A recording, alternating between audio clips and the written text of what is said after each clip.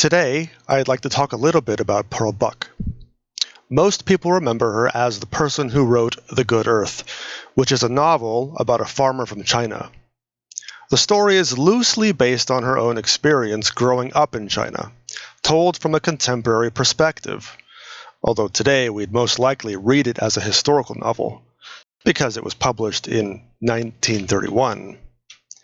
She won the Pulitzer for it, and later in 1938, she won the Nobel Prize for, according to Bertel Lindblad, giving, quote, Westerners something of China's soul, unquote, at a time when China had just been invaded by Japan in their prelude to what would become World War II.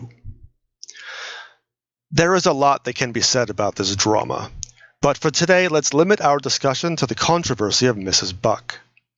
She was at the center of a terrifying splintering of the church between the fundamentalists and the modernists.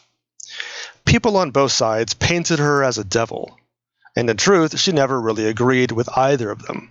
She was highly critical of both the conservative church as well as the justice branch of the church, even though she did end up migrating to the social gospel liberals near the end of her life.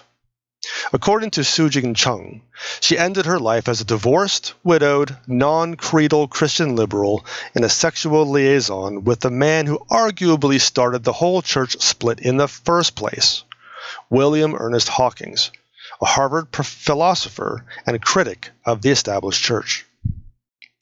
James Smiley relates the story of how Hawkins met Buck, indicating that he was given a large grant by Rockefeller and Motts in 1930 to study the current mission enterprise.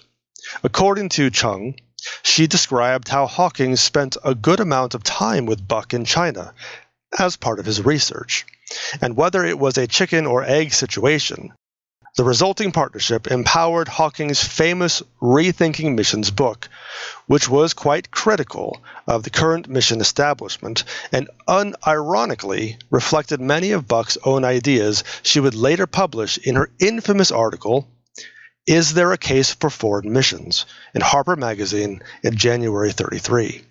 She presented her paper to around 2,000 Presbyterian ladies at New York's Astor Hotel. Grant Walker described the stunned silence at the end of her talk, after which her publisher, whom she would later marry after divorcing her husband, rushed her out of the room. Pearl Buck surely didn't do herself any favors, even though she ended her talk at the Astor by talking about the Spirit of Christ being made manifest and asking the question, what people ever understood what the word meant until it was made into flesh and dwelt among us. Only then can we behold its glory, the glory as of God, full of grace and truth.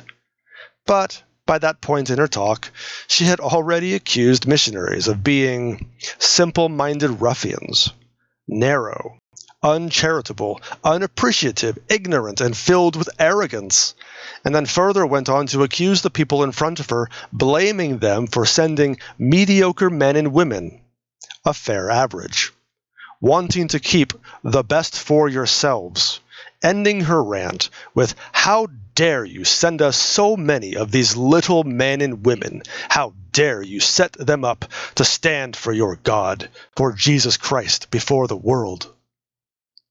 The whole scenario ended up badly. Not only did J. Gresham Machen publicly demand her resignation from mission work, which she did, even though she wasn't a missionary, just a teacher at a local school for missionary kids. But then Machen went on to form his own mission board and split from the church. In my hands, I am holding a copy of Pearl Buck's 1933 translation of the Chinese novel All Men Are Brothers, one of the 4 classic novels of China. Think if Shakespeare wrote Robin Hood. That is the difficulty of the language which Mrs. Buck flawlessly translated into English for the first time in history. My mother picked this book up as a young 28-year-old missionary in Taiwan from a little bookshop in the Shilin district of Taipei. One of only 3 translations of this 120-chapter novel, these 2 volumes show the genius of Pearl Buck, as well as the tragedy of the Fundamentalist-Modernist controversy. In 1936, a sermon by one Reverend Carl McIntyre was quoted as saying, "Thanks to God, we are no longer connected with an organization who offer to the heathen the etherealized animalism of Pearl Buck." Later comparing any church staying with her as being Hitlerian.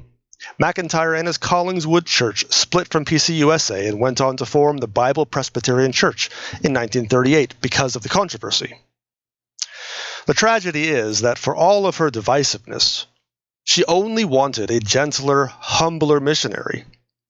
Instead of the Ouroboros she saw growing up as a missionary kid, she wanted a gentle shepherd who offered his hands and his body to those he served.